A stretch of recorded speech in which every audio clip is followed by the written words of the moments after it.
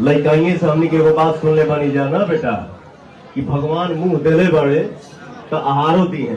पिछले कुछ दिन पहले पवन सिंह के दो भाई का शादी था। दोनों भाई की शादी में पवन सिंह नहीं पहुंच पाए, बट दूसरे वाले भाई की शादी में वीडियो कॉल हुआ तो उस जगह कुछ बातें सामने आई। डिम्पल सिंह के सामने पवन सिंह ने बोला कि 19 तारीख को डिम्पल को रहना है, बाकी भोजपुरी इंडस्ट्री से भी कुछ कलाकार आएंगे, जहां पे दोनों भाई के शादी के खुशी में पवन सिंह पार्टी देंगे, जहां भोजपुरी कलाकार के साथ मीडिया से भी कुछ लोग पहुंचेंगे। अब देखो किस टाइप में माहौल बनता है तो आने वाला वक्त ही बताएगा।